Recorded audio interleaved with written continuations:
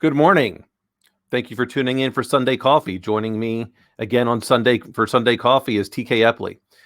Who knows what we're going to talk about today, because I haven't let TK know. The goal for today is to see if we can get his head to spin. I'm your host, Dr. Dan Ford, and this is EchelonOrchid. Guess who's back?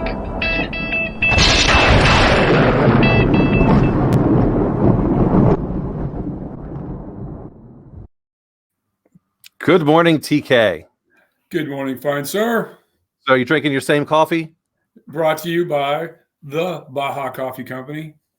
Nice. Sandbridge, USA. Very good, very good. So I, on purpose, didn't want you to know all the different things, mainly because I want to see how worked up I can get you on a Sunday morning, since you probably got the workout with the girls later this morning.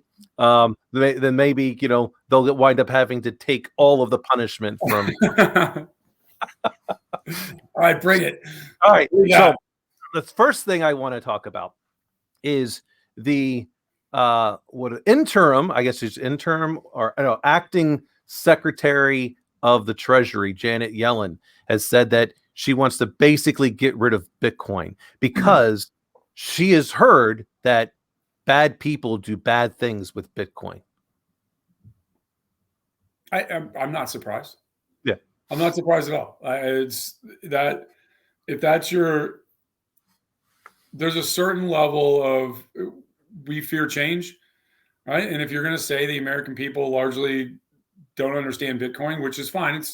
I'm not saying people are ignorant, stupid, or anything like that. They're ignorant of it because it's not a thing in their daily life, right? The preponderance of Americans are doing what? They're trying to show up every day, pay their bills, take care of their kids, and keep their jobs and keep the wheels in the cart, right?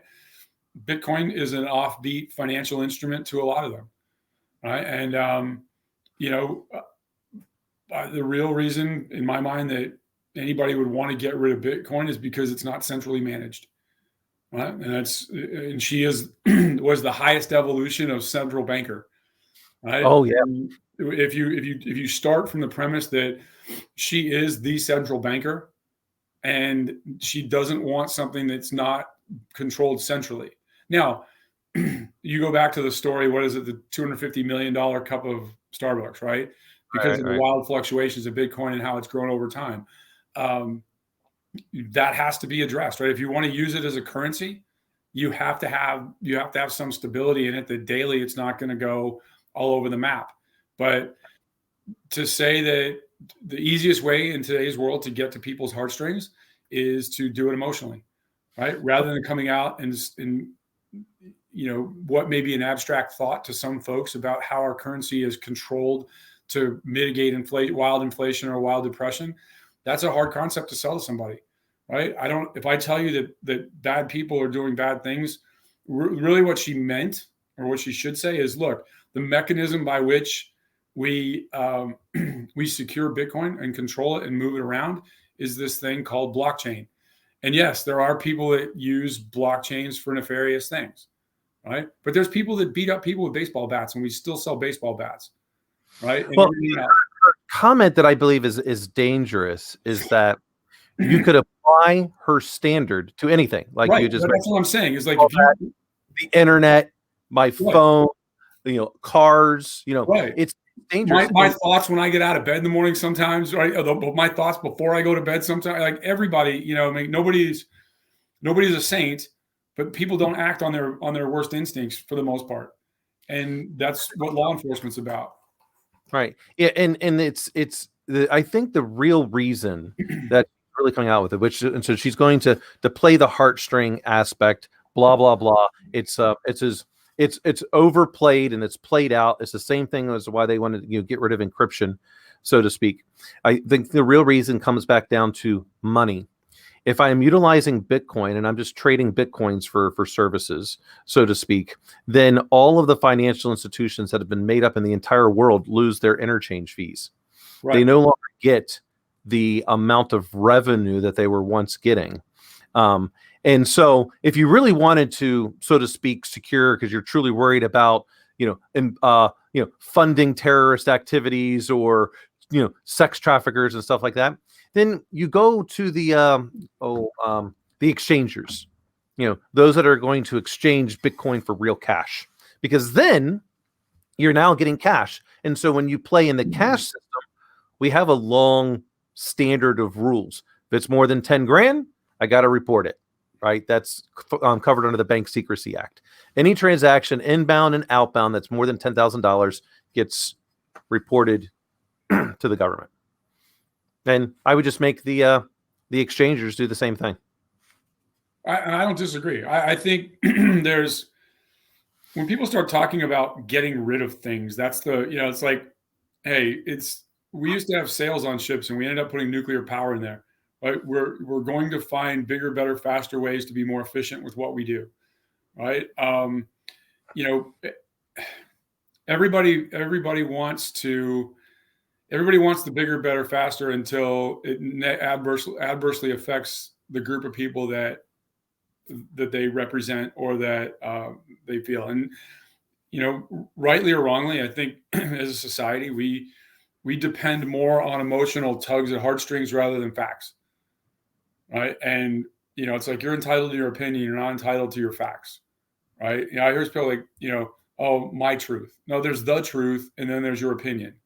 And when people say my truth, I go, so you're really talking about your perception, which we've known for many years that we can manipulate people's memories.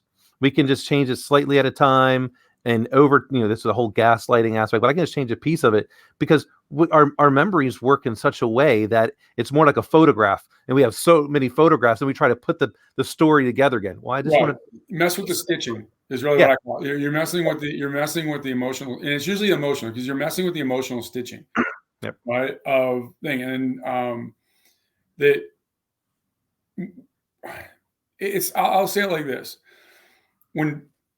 how we talk about big business, right? So let's talk about the energy sector, right? Because it's hugely expensive to explore for energy, but there's big numbers that come out on the back end, and they'll say on the news, you can say last year, pick one of the energy producers made X hundreds of billions of dollars in profit, right? And everybody's like, oh my God, corporate take their money away from them, tax them into oblivion, give it to all, give it to other people, right? And I'm not being anti-tax. I understand the reason for taxes. You have to, in order to have a civilized society, you have to tax. We're talking about how we get to what the equitable way to do that is, right? And if we're doing it emotionally, we're not thinking, right? On the other hand, if somebody makes a big profit, but it's not a big dollar amount because they're a smaller company, we say, oh, that company made 32% profit last year, right?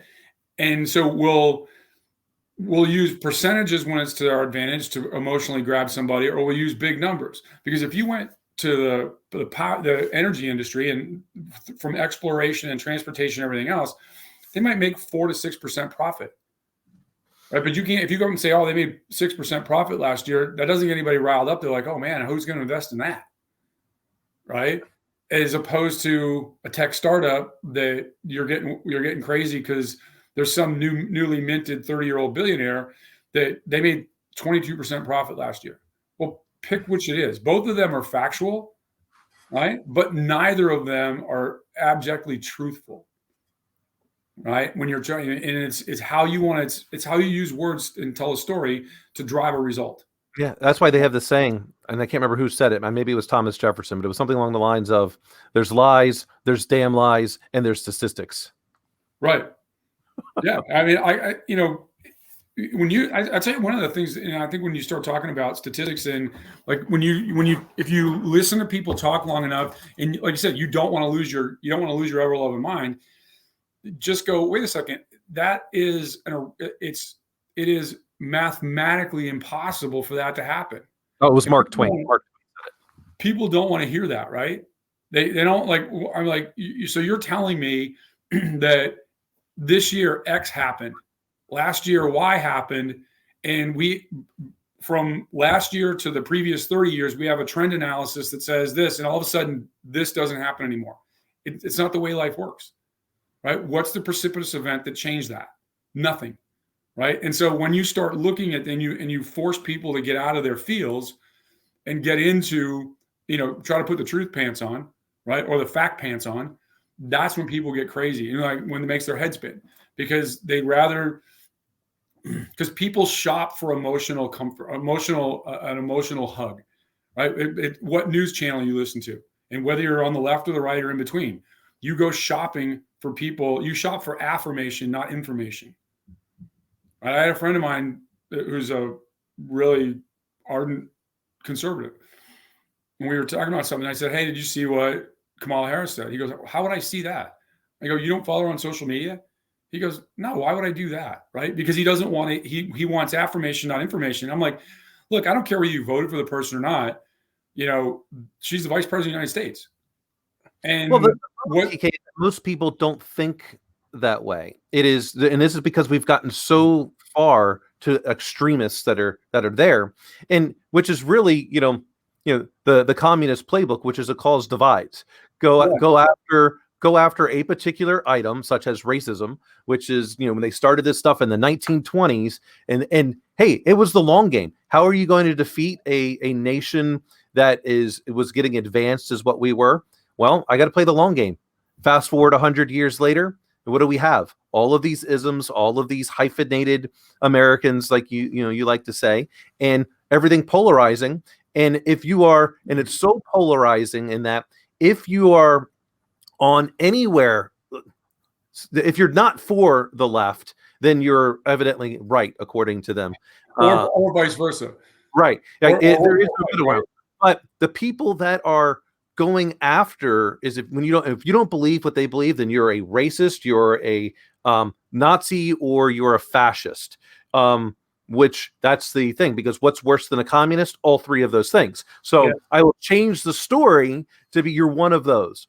And this is what I have to explain to like my kids. Does racism exist in the United States? Yes. Is it as bad as what it was in the 1800s? No. Is it as bad as what it was in the 1950s? No. Is it where we need to be today? No. But that doesn't mean that we're systemically racist. I feel dumber for having read the critical race theory book just because of how many people are talking about it. I literally feel like I lost a bunch of IQ points from reading that thing. Well, like I said, I go back to hyphenated Americanism. Yeah. Right. If you start looking at people at, one of the big, and I think I've said this before on the podcast, when I was in Eastern Europe, I used to have a driver, and every day he would talk about going to America. Right. And I got it. Right. He's a trained electrical engineer that was a really smart guy who was making more money driving a car for us than he would be being his chosen profession. Right. For a lot of varied reasons at the time that I don't want to get into Eastern European politics this morning. But I finally said, if you were, which country would you want to talk about? Well, no, a lot of it is there used to be one bigger country, and now there are a bunch of smaller countries. So you have to talk about 5 or 6 of them to get to a cogent political view or a cogent political thought, right?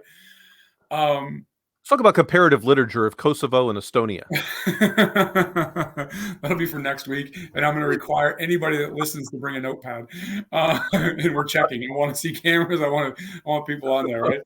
But and I said to him, "Why don't you just go to Germany? Why don't you go to England?" And he goes, "Because if I go to Germany, I become a citizen. I'm never German.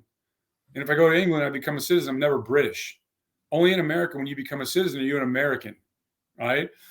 We've gotten away from that thought that being an American is a privilege, or it's important, right? And I normally on both sides of the political aisle, you normally hear the most vociferous comments from people that were via accident of birth made Americans, right? You don't hear from the worst thing the left wants to hear is to get somebody who emigrated from Cuba in the 60s and became a citizen and is raised now a couple generations. They're a grandfather or grandmother now, and their grandkids are what we call Cuban Americans, right? Or what we used to call second generation Americans, right? I'm fine with that, right? But in their political views, right? Because go find anybody who's a naturalized citizen who came from a communist or a socialist country and see how much of that they want, and ask them why they left. right? I didn't want that, right? And if they came here because that was the antithesis of where they were at, right? And when you start using people's feelings of this group of people or that group of people, yeah, we've got to do a better job as Americans. But it all starts with looking at everyone else as an American, right? And not as an adversary or not as a hyphenated X, Y, or Z, right? In reality, when you start having hyphenated Americans, what you're saying is the bureaucracy is taken over, because bureaucracies do what? They count, right? They have, well, we got to have statistics. We got to have this. And I used to say this in the Navy. If you got rid of, on the fitness reports for promotion, if you got rid of name and gender references and just use rank, sergeant did this, petty officer did that, you would have a more diverse workforce than if you're looking to promote certain groups by either race, ethnicity, gender, or whatever you pick. And my thought is this: as a business owner, runner, advocate, I want diversity of thought, because the more diversity of thought, I want people in the room that have smart things to say that disagree with me. That's how you achieve greatness. Listening to an echo chamber of your own crap and hiring people that you only want to hear, or you either don't want to hear from them, or you want them to parrot what you said 2 days earlier to get the yes boss effect, right? Leads to companies going out of business. Yeah. Because you're not thinking ahead. It leads to nations going out of business, right? And this concept that if everybody can't be a billionaire, nobody should be a billionaire is crazy, right? And that's literally and I'm not talking every Democrat, but at the extreme marches of that, it's if we all can't be billionaires, nobody should be billionaires, right? I want equal outcome. They want equal outcome, and right. that's just not life. I was continuing my debate of the minimum wage and why I think it should in your just own be head or with Jason. In general, everywhere.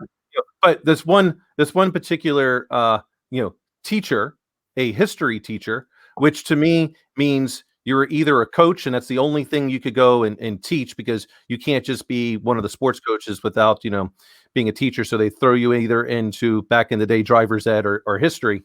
It's pretty much what they're done now. And so you're at the lowest rung to me in the totem pole of education, because for all your teachers out there, it's at Nostradamus, not at only history teachers. Like, to me, science teachers, math teachers, English teachers, those people that are teaching in technology, but history, hey, to me, you could be replaced by an audiobook. Okay, that's all it is. It's memorization. It's an audiobook. Okay, so, should it really be though? Should what? History teach? Well, but the way in which they are doing it, they no longer. So they start adding in this critical race theory stuff into there to show that how the United States is systemically racist. Now, some principles of critical race theory essentially says that science is bad because it only benefits the white elites. White elites only do things if it benefits themselves and other white elites, such as the Brown versus the Board of Education, which, like, this is literally in the book, in that it's better to rely on stories than science, because stories are much more personal. Stories also euphemism for outliers, that outliers are more important than the actual, full scope of things. And that if you disagree with them, then you're racist. Those are the main tenets of. Okay, so what I'm saying is this: we've largely, not necessarily just about race, but I can't remember the exact number, but the Harcourt, Brace, and Jovanovich history book that most kids used 20 years ago had well over 100 factual errors. I don't mean like World War II didn't occur between this time and this time, but I mean factual outcomes. Yeah. And it's to drive a narrative, right? Absolutely. And I think in my age group, I was benefit primarily of having history teachers, a lot of whom fought in World War II, or were kids in World War II, and had a very, and English teacher. One of my, I think, I ask kids today, and sometimes you get answers that really you like to hear, it warms your heart, and other times you're like, okay, what are we doing as a society? I would say, hey, in high school, pick a teacher, tell me a teacher's name that changed your life, right? And I've always had that, right? And most of my friends I went to high school with, and I think, but like in younger folks now, like you're not hearing that as much. Like they don't. It's not an equate thing. Like if somebody says that to me, I'm gonna say Harry Mitchell, right? And even after I graduated high school, I used to go to that man's house and hang out with him, right? He was an older widower, and he was just an unbelievable human being. Yeah, for me, it was Dr. Nazer during my undergrad. Right, but that's what I'm saying. Everybody, you can look back and go, and this is, everybody needs a mentor, and whether you realize that or not, whether you think you do or not, and the mentor never seeks out the mentee. Right, it just doesn't work life doesn't work that way. Right, I have one of my mentors, old school frogman. He's been retired for years, and when things happen good in my life, sometimes I'll just send him a text message and it just says thank you.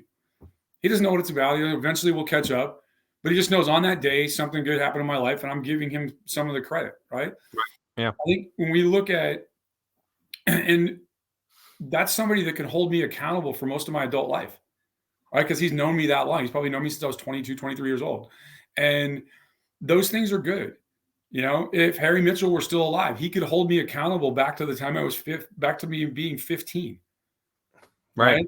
When you start saying that allegory, which is really what we're talking about, right? Allegory is more important than facts, right? That's the problem. What's people's big, either the agnostic or the atheist crowd, what is their big gripe about organized religion? That the Bible is just allegory. Right. So the same people that are saying, hey, we need story is a better way to talk about things, because story can be changed to fit the moment. It's like Eisenhower said when he went to the first concentration camp, kind of came over the hill. He's like, get everyone with a camera, either still or movie, to videotape the thing, because he goes 70 to 80 years from now, some damn fool is going to try to say this never happened. And Absolutely. How many Holocaust deniers do you have? Too many. Right? Yeah, there's more than one. Yep. And so the aspect where I was going with the minimum wage piece, because this is going on to the stuff with this history teacher. So I eventually asked this history teacher, so do you give grades to students that they didn't earn? Do you give better grades to students that come from poor families than you do for those that come from well off? Well, if you're, that's a horrible argument. No, that's essentially what you're saying with, I'm going to, I want to make all these people equal over here, but you get what you earn. And sure, there are certain circumstances where someone goes through some bad luck time, and sure, they should, they can get a little bit of a handout in order to get themselves back to where they need to be. But if the default is we're going to try to make everyone have an equal outcome, nope, sorry. Well, if I'm going to take the position of the left, right, and I want to actively argue for a better outcome, it has to start with equal opportunity. And that's, I think, when equal outcome gets an emotional response. It gets an emotional flair. It plays well on television. Equal opportunity is hard, right? If you go in like school districts, we don't have why do parents that have the resources shop for neighborhoods largely? Right? They shop for school districts. Yeah. Right. And that's a valid point. So in the 70s, when they started busing, you looked at all these folks that had, in their minds, taken the opportunity that they had, and they had shopped for a school district for their kids to give them a better life than they had.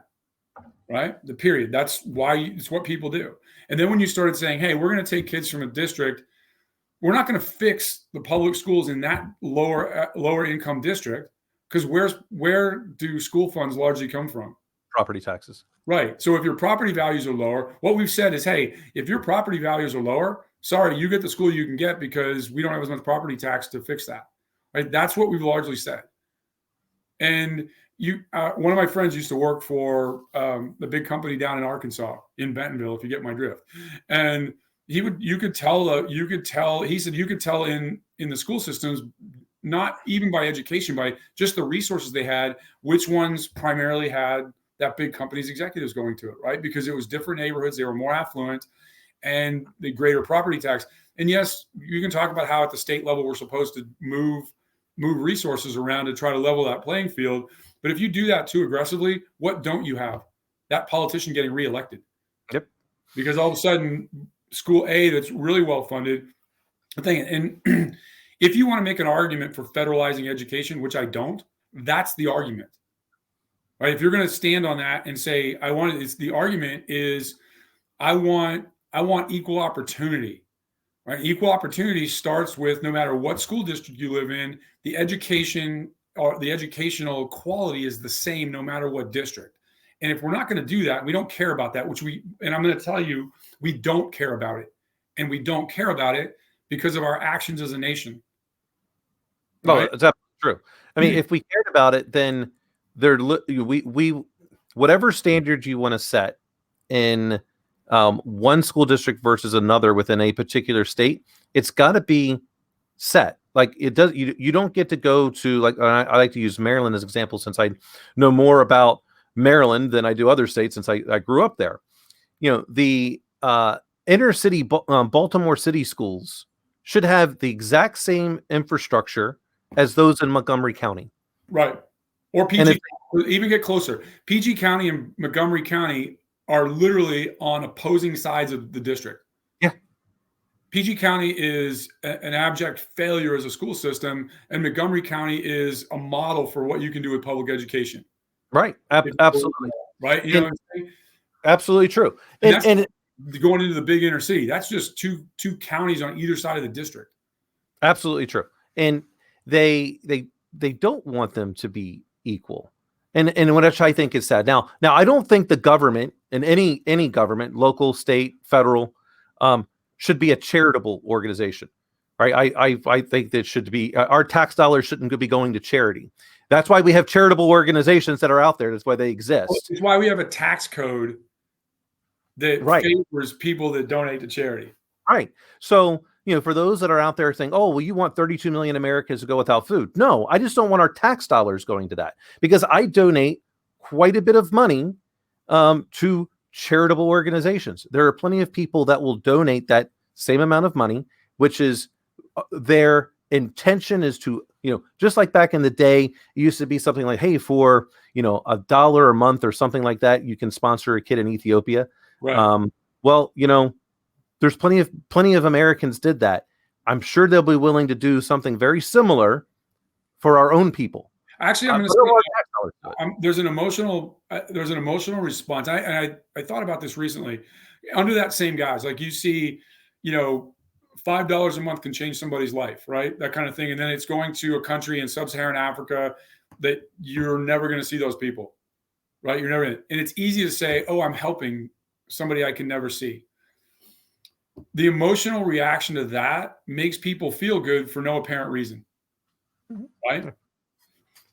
The emotional reaction to donating $5 to make an American not go hungry, whether people believe it or not, makes most people mad inside. Even though they're saying they want to help, it makes them mad, because you realize as a society, we're not getting it done, right? And we can't even have an argument about, or a discussion about how to properly do it. Right? Because we've got the bureaucracy now has to own everything.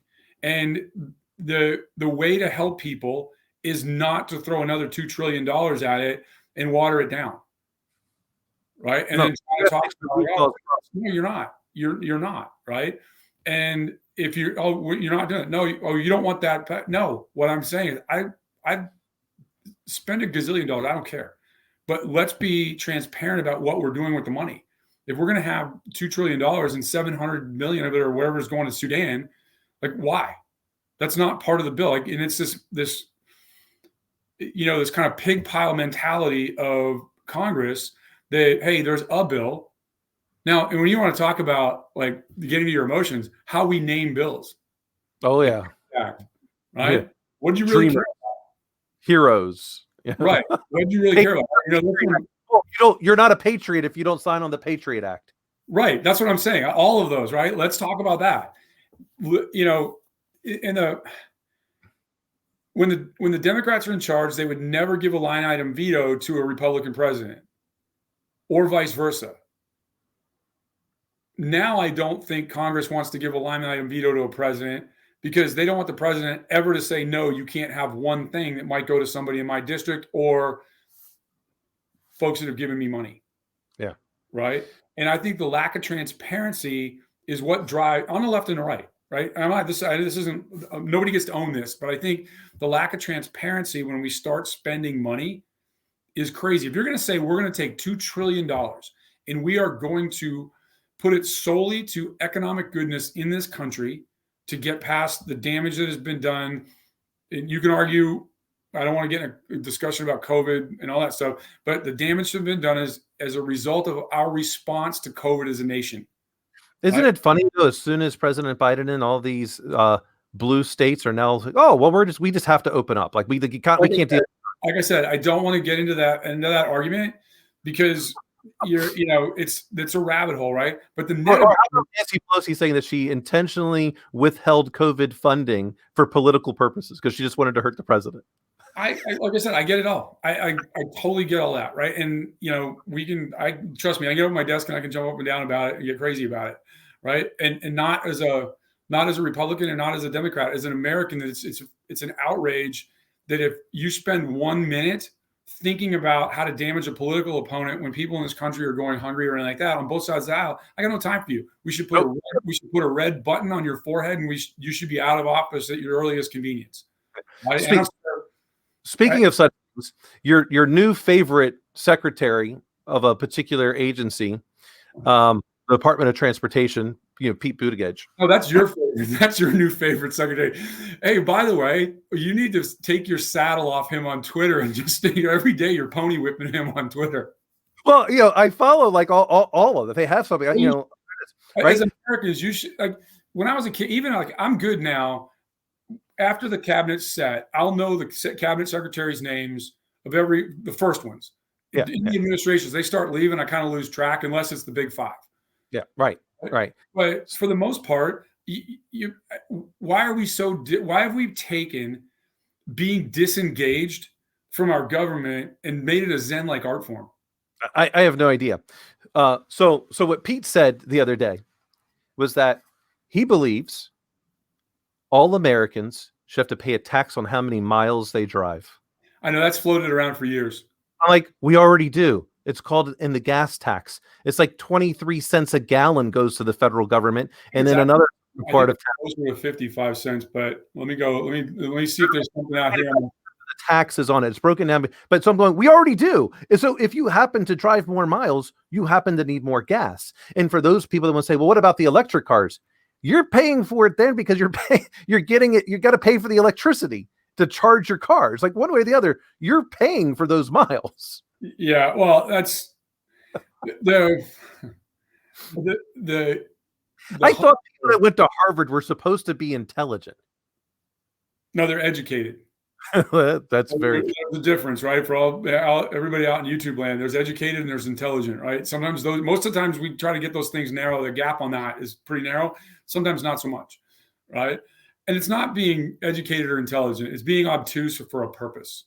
Yep. So right? It's 18.3 cents per gallon on regular gas that goes to the federal government and 24.3 cents for diesel. And then again, you're really what he's trying to say is we want to federalize the road system even more than it already is, because state gas tax. The problem is, I mean, he definitely knows that the state, at least the little city that he was. Right, yeah, but again, it's what am I doing? I'm playing on people's emotions, and if you, I'll get like you drive through. If you drive down the East Coast, if you start in Boston, gas is high. It's high. You get further south, it goes things, then it heats up a little bit in North and South Carolina. Then you get to Georgia, where there's almost no state tax on it all, and then you get to Florida, which while they have no state income tax, most everything has a higher user base fee, right? And let me take the left argument on this. The right says, hey, we want to generate more revenue. Let's do it off user-based taxes, right? Keep the federal income tax much lower. keep the state income tax lower, and let's go off user-based fees, right? User-based fees for the easiest way to collect user-based fees on roads is twofold. One, tolls, which slows down traffic to a certain extent, even if you're using Easy Pass because you got to congregate into a thing, or taxes on gas. Who does that negatively affect the most? Average working man. The lower the wages. Exactly. It's a higher percentage of a work, blue collar, 9 to 5, lower middle class worker. The bulk of who makes up America is working America. It adversely affects them the most. Absolutely. Right. Yeah. And so on a somewhat serious question, because you've been to South Bend, Indiana, are the words worse in South Bend or Iraq? The road. When you were in the Middle East, which roads were to the nearest to my knowledge, there's no landmines on the roads of South Bend. Yeah, they're called potholes here. Like they just show up out of nowhere. Having grown up in New England, I would argue that Massachusetts has some car-burying potholes of their own. That thing, sure. There's a reason why the Hummers, the Humvees are made out here in Indiana, or at least they used to. They're not made at the old Studebaker factory anymore. I don't think so. I think they lost the contract and it's being made by someone else now. Okay. I could be wrong. Someone can fact check that, but I feel like I need one of those to ride along the roads in South Bend, Indiana, especially when you get close to the airport. That's all you need is a 72-inch wide vehicle with big iron bumpers. Just I want you to put a big horn on it and a siren and impose your will around town. I can tell you one thing that will never be on it if I were to get that, which would be the.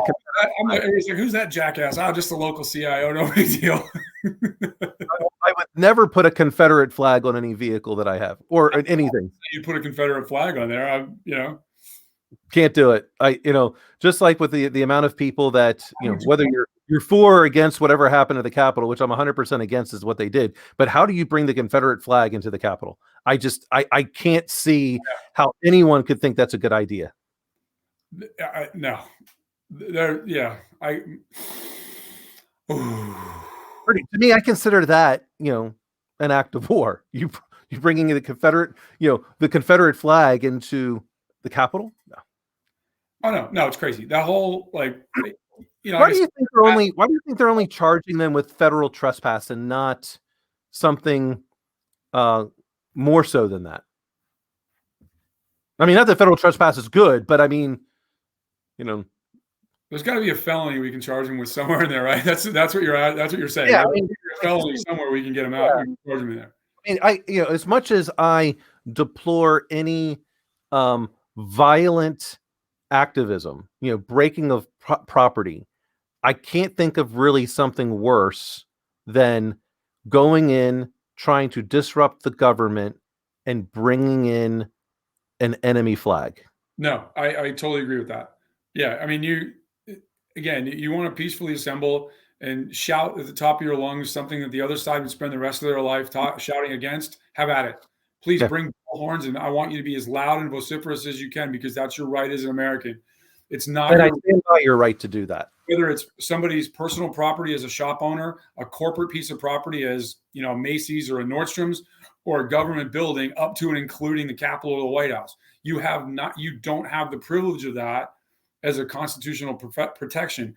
And in fact, there's good laws against that, right? And my problem isn't that people go do bad stuff. My problem is that we don't prosecute people to the fullest extent of the law that do bad stuff lately, right? And if on either side people say, well, if you do that, there's going to be a bigger story that'll come out. Great, let's do it. All right, let's have an open discussion, right? We've obviously proven that there's a schism in the system, and we're broken to a certain extent. And depending on which side of the aisle you're on, how far away from the middle you get, is who you think owns that problem without measure, right?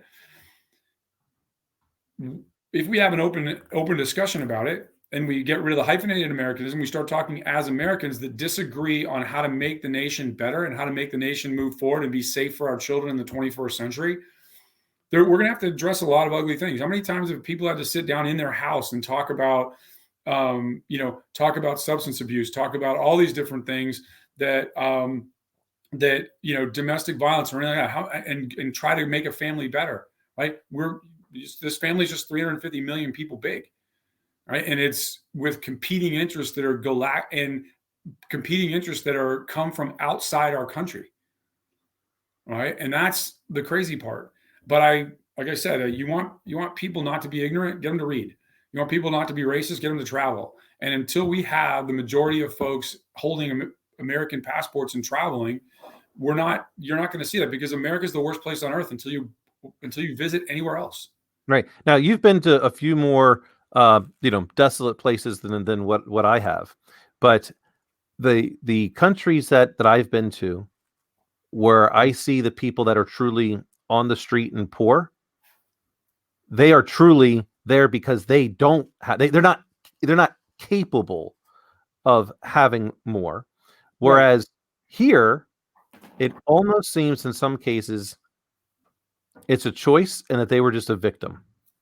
And I'm sure there are ones that are not that case, but I don't go with that. I think homelessness in America in particular is, to me, is a very touchy thing, because it also borderlines on a lot of the problems. Well, borderlines on a mental disorder in some cases. Veterans, right? Yeah.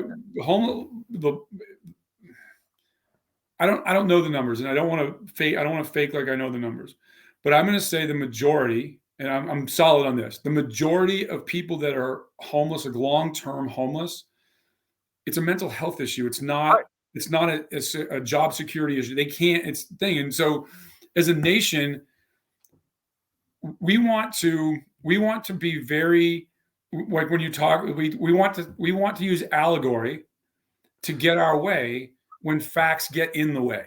So TK, you can only make one of these choices. Okay. You can either be a part of the Paris Climate Accord or fix the homeless problem in the United States.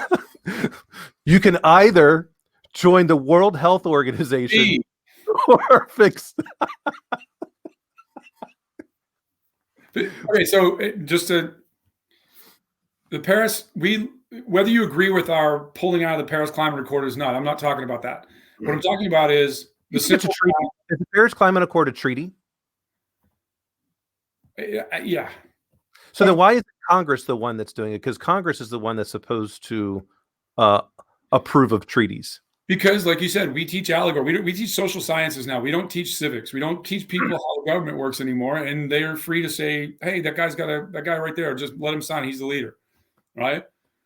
But again, everybody out there, when you look at the Paris Climate Accord, whether we're in it or we're out of it, we are on a glide slope of clean energy, right? Our carbon output in the last 3 years is demonstrably down. Every year we are going cleaner. How steep do you want that go to zero emissions be, right? Do we want to do it in a fact that breaks the country financially? I don't, right? It took us a while to get here. It's going to take us a while to get over it, right? People didn't use petroleum to power vehicles and power plants and coal and all that stuff because they wanted to be bad to the universe and bad to the earth. They did it because that was the most technologically advanced way to do it at the time. And even after we had automobiles, horse-drawn modes of transportation were still widely accessible and used around the country for probably another 20 or 30 years. Right? It wasn't largely until World War II that we had this mass, everybody's got to have a car, everybody's got to have a television, and we go there. In the same time that we've consistently reduced our carbon footprint as a nation, China, India, Vietnam, all of these other countries are belching shit in the air they can.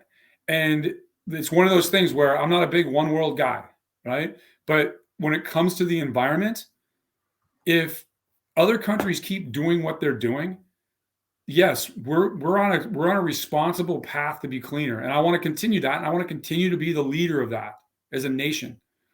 But you have to get, we've committed extraneous of the Paris Climate Accord. We've committed not to build a new coal-fired power plant in the U.S. They're building thousands of them, and they're going to build thousands of them over the years in China, India, some other places, right? The argument, and it's funny, it's a great counterpoint. And it was one that was well thought out long before it ever came out of the Indian government's mouth. Is one of the leaders of the Indian government said, when people from the U.S. were chastising them about what they put into the air, they're like, wait a second, you used the turn of the 20th century to become an industrial giant that's fueled the economy that you still have today, and you did it on the backs of tearing the environment up. Now, at the time, we didn't know what we didn't know, right? And I think to a certain extent. But as we... Well, hey, at least we're consistent as with the politicians. It's always do as I say, not as I do. Correct, right? But when you start saying that, like when people want to really say, oh, it's great, we're back in the Paris Climate Accord, so everybody has a kumbaya moment with their favorite overseas person, right? Of pick whichever country's in there, right? And that's it's about not offending people, right? I don't want to offend somebody's sensibilities. But when we get down to the hard numbers of who is on a race to be cleaner, it's the U.S., period, right? U.S. is effed up as a football bat on a number of fronts. Moving towards clean energy is not one of them. And it's not, as a resource, the next step from gasoline is natural gas. And, from gasoline and coal is natural gas, right? And we have more natural gas. Natural gas and our ability not to store it and have to flare it, that's going to become a problem rather than using it is what it is, right? Are we sensibly moving towards, making our vehicles more sustainable? Yes, we are, right? And a lot of it is computers, metallurgy, lubricants, and things like that. And how we're applying electricity to the problems. And I think when we start, the piousness you get of the Prius crowd or electric vehicle crowd is amazing to me, because it's everything. I'm doing my part because I can't see where the damage is happening, right? You plug your car in the wall at night and you come back out and you charge it. It most likely was a coal-fired power plant or some fossil fuel power plant that fueled recharging your vehicle. You just can't see it. So it allows you to walk around saying, look at me with my Tesla or my Prius or whatever other hybrid or electric vehicle you have, right? Do I think that, we're on the right, I think Elon Musk said the other day, he goes, when he talk about wanting, and the glide slope he's on with renewable vehicles or renewable energy vehicles, he's like, it has to get between 500 to 600 miles guaranteed on a charge, right? Because that's most like if you're doing a cross country trip. He goes, and so that's on us to work there. He goes, but the charging piece, charging stations have to be as ubiquitous as Wawa's and 7-Elevens and every other place people get gas, right? And until they are fuel cells. Well, but again, what's his other big thing behind the scenes? I'm working on, he sold, I think they crested 500,000 Teslas this year, which is amazing for, just from a business perspective. But what's his other big challenge he's working on? Going to Mars. Storage. No, I'm talking devoid of SpaceX, right? But here's the thing. Why did we quit space exploration in the 70s and confine it to being smaller, right? Smaller in idea. We're like, hey, we went to the moon. Oh, screw this. Let's put something that just goes around the Earth all the time and try to get a reusable vehicle we can get to there. And we stopped iterating. We stopped iterating to the point where we had a better part of a 30-year-old vehicle still launching it into space to go to a 25-year-old vehicle in the space station, right? As a nation, the biggest thing, our biggest problem now is we don't strive to be great anymore. We strive to have everybody be good. Because we have this thing called minimum viable product, and that becomes production. Right. I totally have that, but it's a mindset, right? So I figured out a better way to handle the climate change here in the United States. We just have COVID. That literally took all the cars off the road. LA was a smog-free zone like March, April, May because there were no cars traveling. First time in my lifetime that LA had the cleanest air in the country.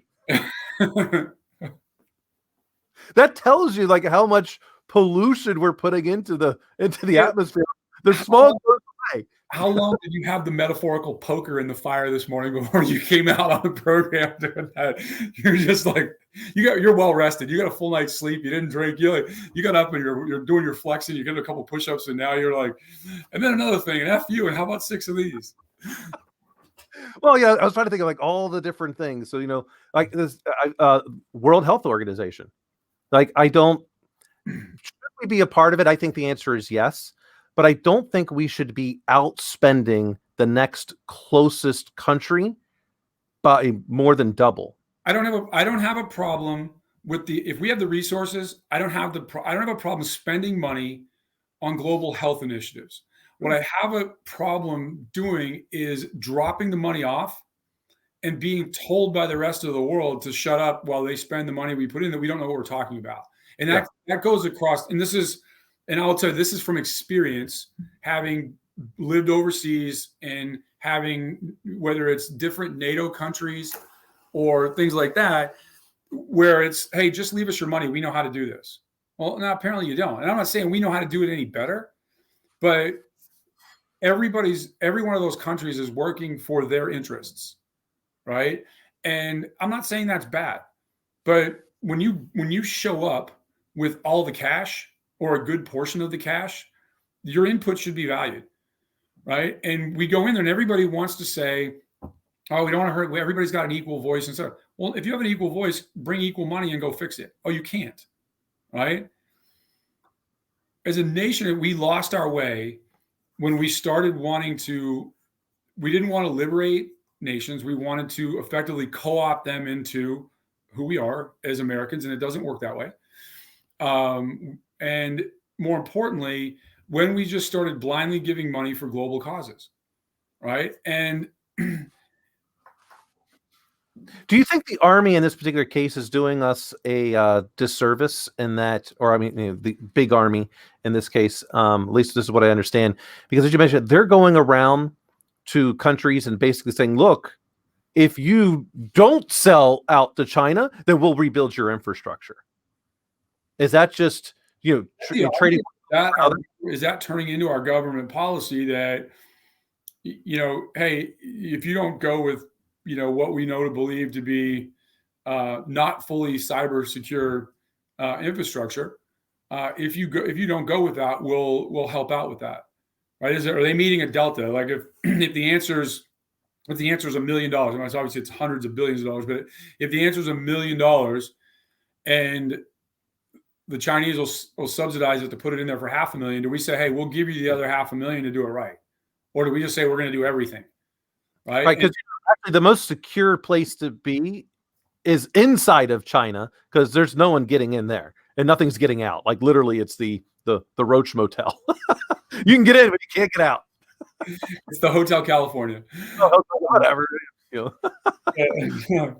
you think we're trading one problem for another by not allowing? I mean, if China wants to go in and buy it, and for the record, I'm not for that, but China's MO is to go into these countries and then overpay for the resources, so where they can essentially have a global monopoly on certain types of resources. Okay, so let's think about it this way. In the past, we had the cachet to go in and say, hey, if you use that equipment, we're not going to be able to communicate with you because we don't believe it's secure and we're not going to put our information at risk. Okay. The question to me is, if we're going to start paying people off, because that's really what you're talking about, we can't urge you because of we have a relationship, right? And it's just like friends. Like when I text you in a timely fashion, I know that you're busy in the same way, but you understand if I don't immediately text you back, I'm busy, right? Or I'm away from my phone, I'm working, I'm doing something, right? And vice versa. We've had a lot of relationships globally with countries that, there's relationships, there's friendships, and there's situationships. We've moved from friendships to relationships where it's a joining of convenience, right? To a lot of those people now, they're situationships. If you can help me out, I'll be your friend. If not, I don't want to hear it. And the cachet we had to say, hey, if you want me to pick up the phone, you have to use this type of phone because I believe it to be secure, right? Or however you're going to communicate with us. if we don't have that cachet on the world stage anymore, then you're right. We're going to have to pay people off. And can we do that? And is that a good use of what we're doing? It all comes back to this. At what level does the U.S. need to participate in being the world's policeman? Right? Because that's really what we're talking about. Right? If you're going to say every country that either wants our largesse from in foreign aid or wants us to put a base there or want any of those things, right? They're not saying they want us to be their friend. They say they want us to be their protector, right? And they want us to do it. They don't want to have to subsidize it all that much, right? And Philippines lost their mind, and that's why we moved out, right? I think back in the day the number was $2 billion in basing rights plus all the economic impact of the shipyards and everything else. All of a sudden, they said they want 4. Or we're going to think, well, like, great, we'll go to Guam. Now, do I think strategically Guam is a better place? No, but what do I know, right? I've been retired a long time, right? What's the first thing that happened? The Russians tried to get a base there. But what was the real precipitous event that did that? They asked for $4 million. We're in a negotiation. And all of a sudden, the volcano went off. And it damaged all the American assets in the form of the air base and everything else. Stuff that could have been relatively easily cleaned up. But it then gave us the leverage to say, nope, it's all yours, have it. Right? And it changed that relationship forever. Right? One of the things it did was it brought into the light that Filipinos that joined the American Navy that never become citizens never paid taxes. Right? You want to talk an internal argument within the Navy about finding that out, that a portion of your fellow sailors were getting over, and then they moved back to the Philippines, and it was a great. Hey, that's the law. I'm not blaming the Filipinos that were joining the Navy. That was the policy. When I joined the Navy, because especially the West Coast, those Western Pacific cruises, there were a lot of dudes, and then there were a lot of bases in the Western Pacific. There were a lot of dudes that were getting married to Asian women. Right? And so you'd go, especially in the West Coast, there was a huge population of young Asian American women that were here because they got married to sailors and soldiers and airmen Marines. That hasn't happened in quite a long time, right? That population is declining. And I'm not saying it's a bad thing. I'm just saying you just observationally, what is the outcome and the byproduct of decisions that are made geopolitically, right? The program to put Filipinos in the U.S. military, specifically the Navy, was a program initiated by MacArthur. Right, as part of a grateful nation for what the Filipinos did to help, and the family-oriented kind of relationship we had with them. We don't have that anymore. Right? We can argue about whether we should have it or not, but those things change over time. Do we solve it with money, or do we go back in and say, "Hey, we want to have a relationship, not a situationship"? Ideally, it should be through influence. So, these things you talk about when you first joined the Navy. So, how different was it from when you first stepped onto the USS Monitor from when you retired? Bam! Hey, ironclad, baby. I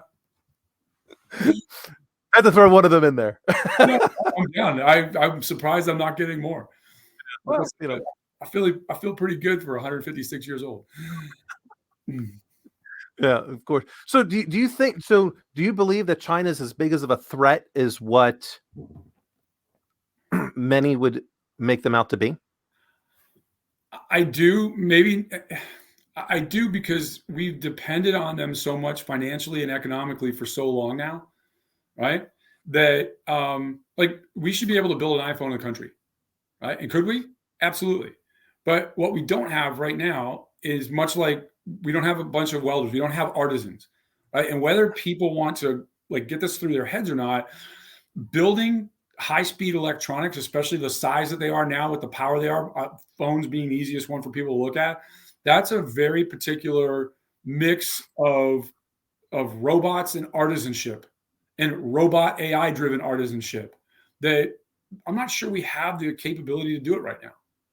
Right? Yeah, but so maybe not. So my friend Brett, even building furniture, like obviously growing up here in Virginia, North Carolina was like big furniture capital of the U.S. for a long time.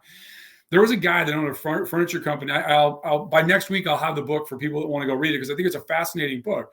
And it's this journey of like his family had built this type of cabinet for generations. And then he was at a store one day and saw a knockoff that was made in China. And he went on this sojourn into rural China to find where this thing was made. And what they did is they ordered one, had it shipped to China, tore it apart, and then figured out how to make it en masse, right? And the Chinese government subsidizes that behavior, right? They subsidize the theft of IP. They subsidize, all of these other things. So yes, they are a threat, right? So why should we be more of a kingmaker, right? We essentially made China have the global impact it did. Why not go like my friend Brett, who commented earlier? Why not go to Turkey? Why we could make Turkey just as popular for electronics or anything like that as we did China. We do have a relationship with Turkey, and depending on who the leaders, and if you think about it, Turkey is still the only Arab nation that's in NATO, right? But why should we not play more of a kingmaker? This way, we never allow a country to have power over us. So let's take it. Let's step back. I agree with you, but we have a long-standing relationship with Turkey, and I think, and I'd have to. There's a couple people I could call that are Turkish immigrants they're really well. I think of them very highly as far as their knowledge of what goes on in Turkey. I think the relationship we have with Turkey is particularly good because there's a balance of they understand we're there to help and we'll give them whatever we can to help, but they're not capricious in how they ask for things, right? Some of it they want to do on their own, and they have differing ideas from us. They live at the crossroads of history, right? In Constantinople and everything like that. If you get on the Bosphorus River and you get on, last year, or actually 2019, I had the privilege to go to a tech conference in Istanbul, and we were staying right on the Bosphorus, and they did a harbor cruise one night. And you kind of get to see like, hey, this is the intersection of culture and history. This is the intersection of Abraham and Ishmael, right? And if you look at it and you fall back on that, and I took a picture, and there was young girls, and they were in tight clothes, and they were modeling. Right, there was a model, and there were photographers out there taking it, and it was with the Bosphorus in the background of this really nice hotel. On the other side of the Bosphorus, there's a mosque there that holds 60,000 people. Right, that to me was a great metaphor for them. These girls were essentially in bathing suits, right, showing a lot of skin in a Muslim country that has a balance of faith and futuristic culture, driving a future culture. What would we want to say about America? We used to have a balance of faith, but wanting to drive the future, right? And so I think in that way, Turkey, you can argue about who the leader is right now, and those we do the same thing here, right? The kind of pendulum swings left or right, depending on outwardly, depending on who the president is. So I think with Turkey, could there be a more aggressive relationship? I think so, but do I think that Turkey's asking for that right now? I think the biggest problem before was them buying Russian air defense missiles before we were getting ready to sell them the Joint Strike Fighter. Because if that air defense network could pound on those things long enough, that software in that air defense system would figure out how to defeat that aircraft, right? And so that became a thing, right? And so what was the argument ahead of that within the U.S. defense industry not to give them whatever air defense missile they wanted, sell them whatever air defense missile we had? I'd like to think it was an oversight to like, oh, they're a NATO partner. They're going to take the J-35 just like anything else, right? So I like the Turks because they think autonomously. Now, do I like everything they do? No, but nobody likes everything we do. Nobody likes everything I do. That shouldn't be conditional, right? That's called a relationship. If you look at, and I'll jump back into, should we be the king builders? And I'll jump back into Asia. In Japan, we were the king builder. After the war, as part of the Marshall Plan, we gave them every resource we could to help them rebuild the country and make them part of the global community. And they led in electronics. They led in, 35 years ago, for you younger people were bitching about all the stuff that was made in Japan, not China. Right? And, made in USA, made in USA. Well, keep making shit in the USA, and we'll do it. Well, when I can make it cheaper somewhere else and have it be of a higher quality, think about this. Whatever I get built in China has to come over here on a ship. It's still cheaper to fill shipping containers, put them on a ship, pay crews $190,000, $200,000, pay a master $190,000, $200,000 a year to work 4 to 6 months, plus the rest of that crew. It's still cheaper to do all that with port fees, put them on trucks, drive it across the country, than it is to make it in the U.S. It's not China's fault that they're building that stuff over there, right? If you're unhappy with it, be unhappy with the fact that we've gone askew on how we can manufacture things. Right. It may have something slightly to do with labor unions and people wanting $15 an hour. Well, I got, like I said, I got it, right? I'm down with that, right? But the Mac, and that didn't start yesterday, right? No. But if you look at Japan, Japan has become, subsequent to World War II, one of our strongest allies globally, period, full stop, right? We essentially gave the Chinese the same access to build stuff, make stuff for us, because they said, hey, they rose their hand and said, hey, we have this incredible labor force just in volume alone, right? And it started long before high tech, and they just were like, hey, we've built everything from stuff that goes in the dollar store now to, high-end infrastructure networks for telecommunications, right? And everything in between, right? And they've become amazing at doing it, and doing it at a price point that the rest of the world views as acceptable, even when you disagree with their politics, right? Take on top of that, how much U.S. debt do the Chinese own? A fair amount, about 20%. Right. So what's now, back in the 50s, the U.S. and the Soviet Union and their allies had mutually assured destruction, which we still share today, that we got nuclear weapons pointed at each other. And if you launch one, I'm going to launch one. And next thing you know, the world's going to melt. And we'll all be dead together, right? That's the mutually assured destruction, was about, hey, we're all going to be dead together, right? Because that's, anybody that says it wasn't about, well, we're going to beat them in a nuclear war, that sounds really good. If you think that was a great outcome, or you think that's the way to go, you got to have your head checked, right? Because we're all going to be dead together. What's the mutually assured destruction of the 21st century? It's financial. China makes a call on our debt, we're screwed. We default on our debt, they're screwed. To varying degrees, right? So where is it now, right? What's the hottest thing in cybersecurity? It's not IT these days, it's OT. Yeah. Why? Because around the world, systems that power the country, dispense the water, and all those are massively expensive, and they're a once in a lifetime install.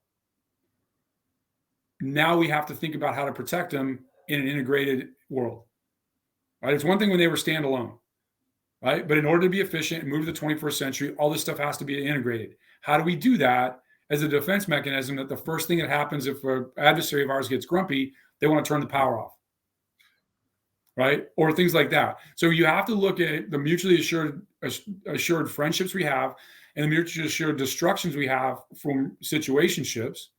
How does that work? Well, it's not lobbing nuclear weapons at each other. It's turning off the power. It's calling each other on debt or defaulting on debt, right? Because that could really, if we stop making interest payments, how does that change China? How does that change all of our debt, all of our creditors? Right. And so I just looked it up. I was wrong on terms of the 20%. As a matter of fact, Japan surpassed China in July. So Japan is our largest foreign debt holder. Right. Our total foreign debt holders is just slightly under 7 trillion, with the U.S. public, ourselves, basically being Social Security, things of that nature, holding 21 trillion of the debt.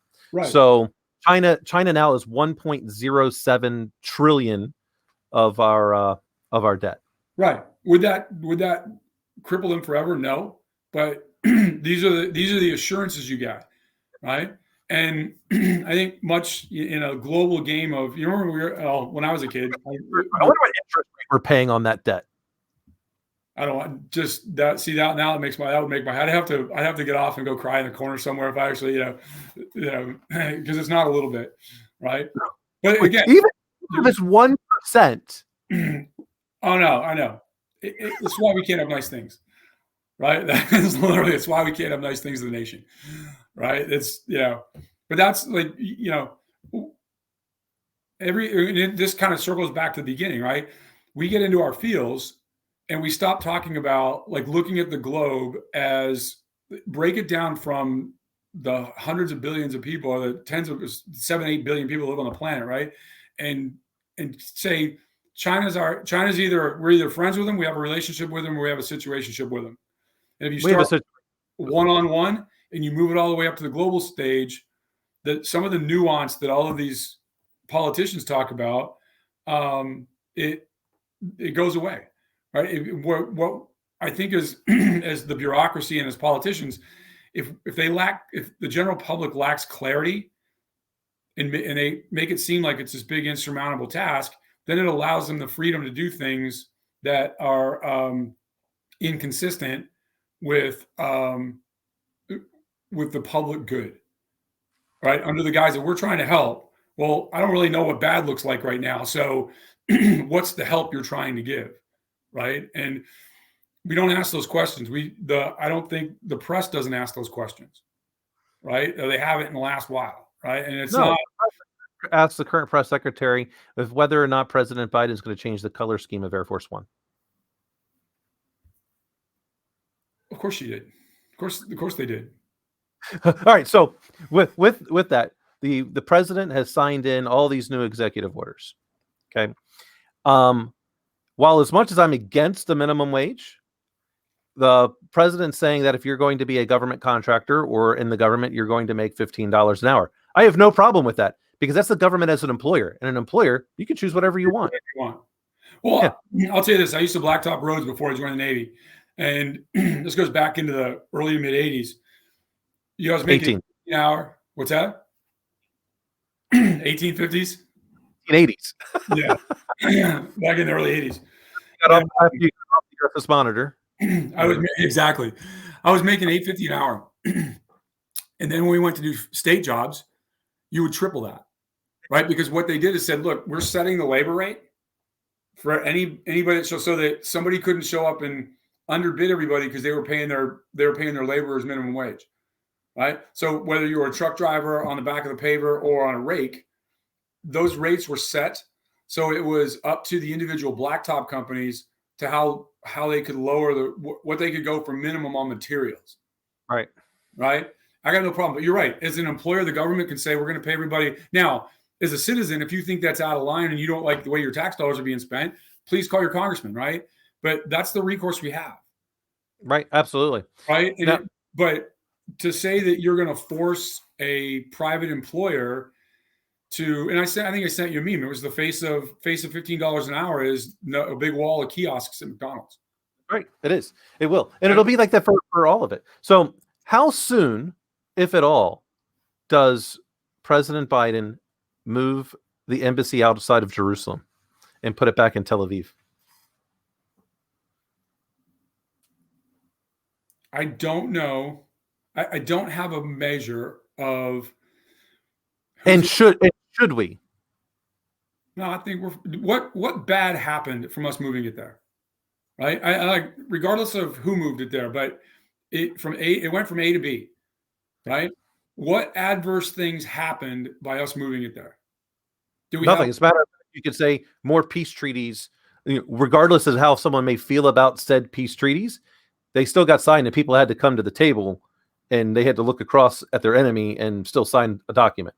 I don't, again, like I said, I'm not talking about what could happen. I'm like, what adverse things happened by move? If you move it back out, who are you placating? Right. Iran.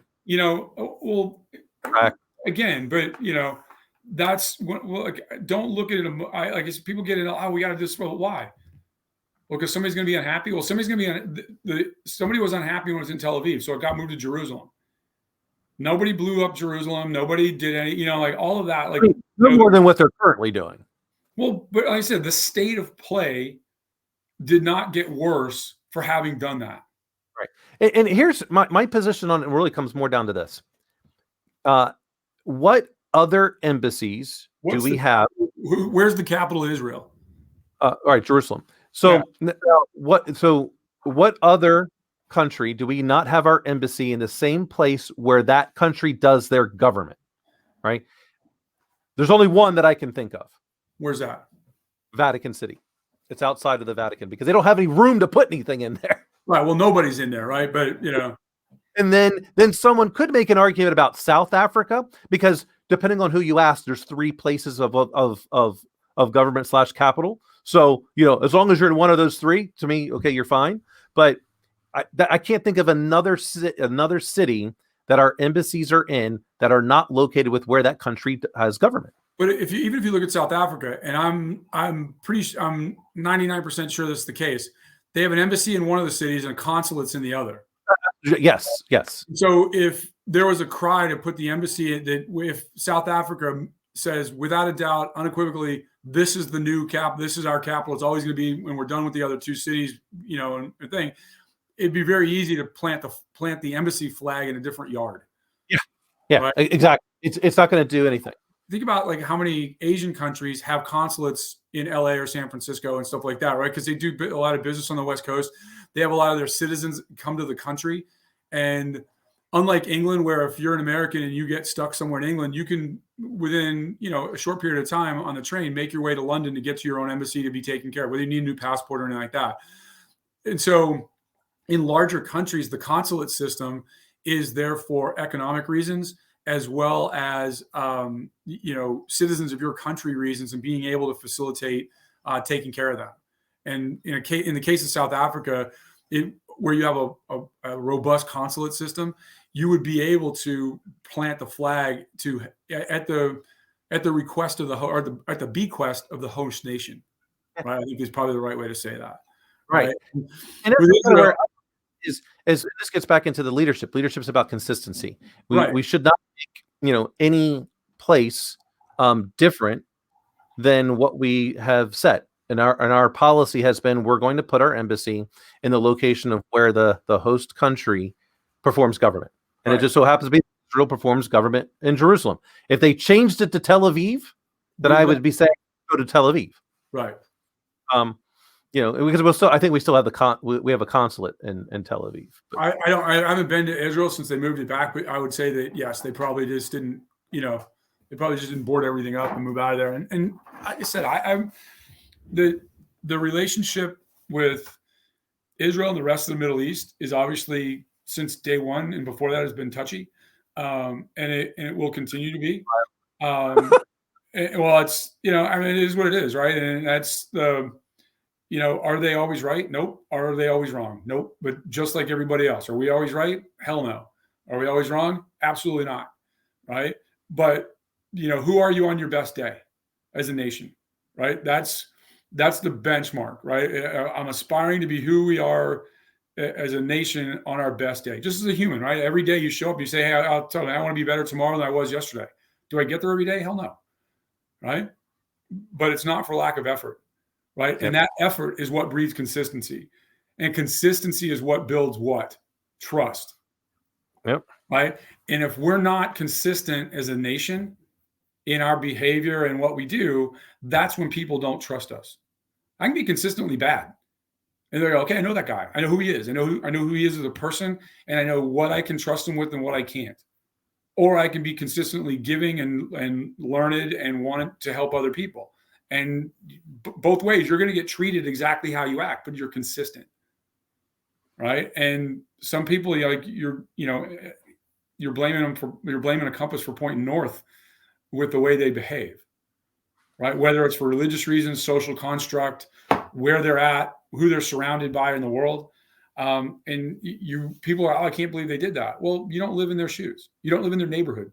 More importantly, right? And I think that to me is. If we want to get back to, kind of that is like 41 said, that, city on a shining hill type thing. It's like we have to be more consistent. We have to be more consistently good in our behavior, right, as a nation. And if we're not going to do that, okay, that's fine, right? And we can continue to go down the road we're at. But it'll be interesting to see for me to see over the next 4 years who we decide to engage in conflict with, right? Whether it's economically, militarily, who do we decide to engage in conflict with? Right? And more importantly, do we go poke the bear, or are we respondent to people pushing us, right? Because I think those are important as well, right? I mean, and I think you said it earlier, it's do we use influence, to, do we have the ability anymore to use influence to positively have a better relational outcome? I don't know the answer to that, because that's, you look at all the sovereign nations on earth and not everybody's the same, right? And what relationship do we want to have with people and why? And more importantly, what relationship do they want to have with us? Right? Because you can walk into a bar and see a girl and go, man, I want to make that girl my wife. But if she doesn't want to hang out with you, that's going to be kind of hard. It doesn't matter what you want. You only get one vote and they get a vote. Right? And I think that is at the level that we should step back as a nation and go, what are we doing and why are we doing it? If we're doing what we're doing to somewhat retract from the world stage to take care of ourselves, is that a good thing? What do you think about that?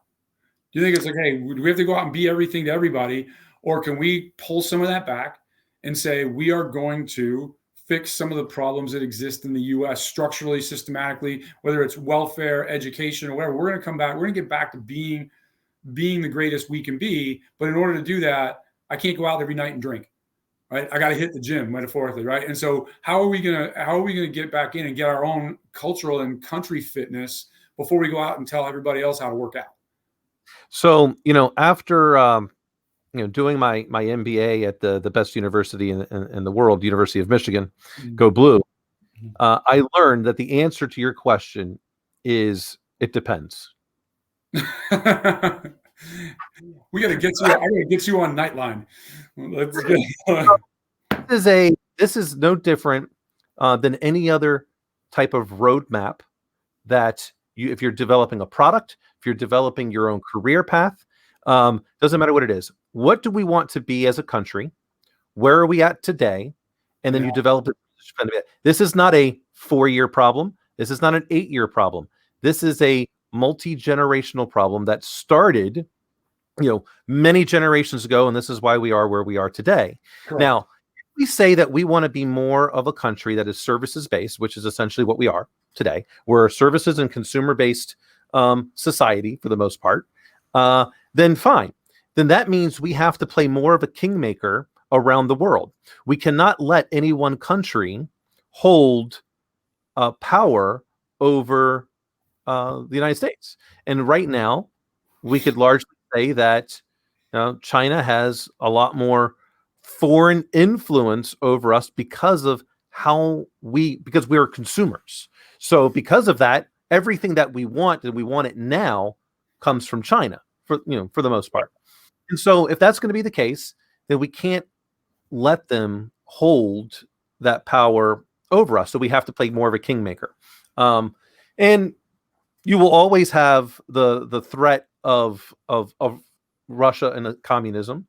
I think China is actually, I think they're moving pretty fast away from it because they're starting to more and more want more things. And as people want more things, and then they want them to be better, capitalism starts to take over. Now, so we can't really do what Russia has done for many years, which is essentially at a certain point in time in your education system, the choice is essentially made based on what you do as to whether or not you're going to continue academically to go into a profession like a doctor, a lawyer, an accountant, something along those lines, or if you're going to go more into a trade. So they controlled the labor forces to terms as to what you were going to do. Right. I don't think that's a good path for us as a nation. I think we should definitely be taking a harder look and going, okay, if we want to start being able to build more things, it took China a long time. The best way is start now. Start letting people. It is perfectly amazing if you want to be a welder, a plumber, an electrician, a sheet metal worker, masonry, whatever it is that you want to do, then go be the best at it. And here's how we can help you be the best. Right. Why, maybe the right answer is that as you're going into 10th grade, you start to make a determination, because there's going to be some people that look, I don't want to do calculus. Right. I'm not good at math. Why put me into that? It's strength building. Hey, this person is really good at, workshop of some type. Auto mechanics. Even auto mechanics are going to start to get more and more technology based, just because of the way the vehicles are.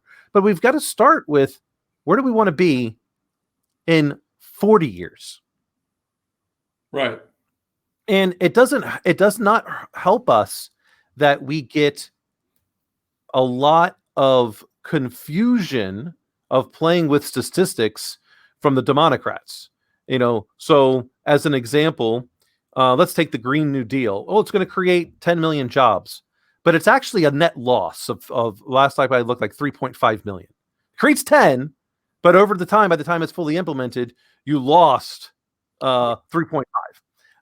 Or next, we want people to be fully employed, but we're going to get rid of the Keystone Project, which is going to put however many people out of a job.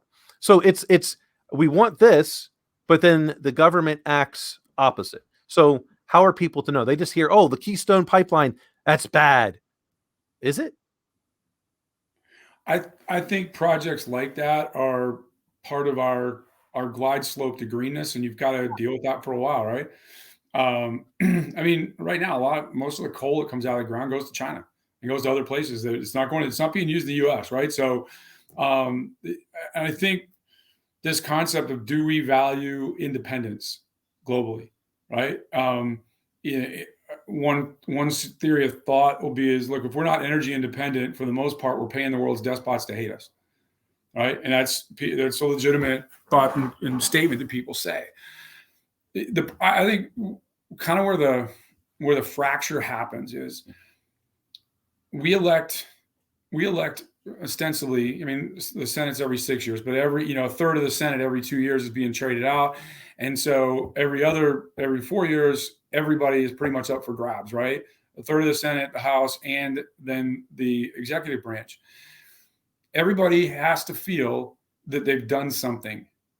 If they've got to leave a mark, they've got to do something. So is making a roadmap that lays out a 40-year plan, right? If that's what it takes for us to achieve a certain independence in a certain sector, does that get you reelected, right? Because if you're going to say it's a 40-year plan, in 2 years, what level of change can I show people that we've made?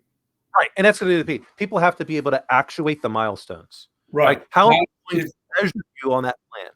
But if you're back into your fields and you're not into milestones, then we come up with, oh, these people feel bad because we're not as far, and now we didn't do anything, right? And I think even in companies, right? I mean, we come up with a roadmap. What's the roadmap? It's to protect the executive team against their worst instincts.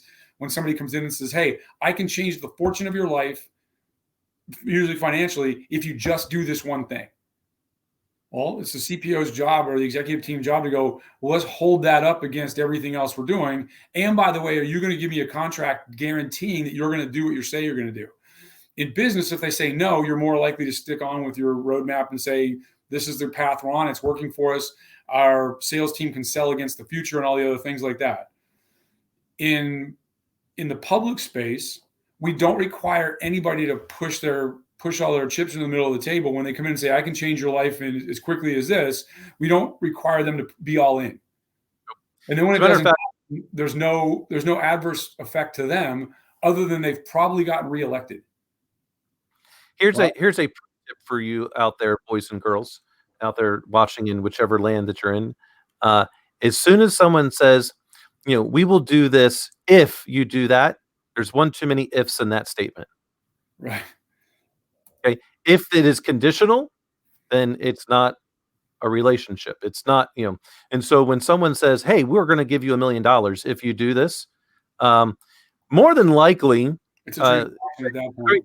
Have another if before that $1 million gets released, which is why you want, if you're in a product company, you want a contract that says, okay, I'm going to build you this and then I get paid. It's not an if, it's I have now a contract because I'm going to get paid based on our contractual agreement. They can't come back and say, oh, but we need this now. We'll buy it, but now, well, things changed, but we need this. They're just trying to put more roadblocks because they don't want a relationship with you. And you could take that into personal relationships or business relationships. If there's an if, there's going to continue to be an if. Bam. Well, my friend, I'm sure you've got to get to the girls. I hope I raised your blood pressure enough Not at all. Be able Actually, I A think good let me just check what we're doing here. 9:30. No, I'm looking at my blood pressure. Well, my heart rate is still 58. My blood pressure is 118/74. Should have done it when we started talking about some of the other pieces instead of at the end. You can't get me worked up. Oh. Well, my friend, it was another good show. Thank you for joining. Thank you all for watching out there, and don't forget to subscribe. And if you've got topics, pretty much willing to. Do you have topics? We have time. All right, friend. Have a great week. All right, I'll talk to you later. Thanks. Have a great week, everybody.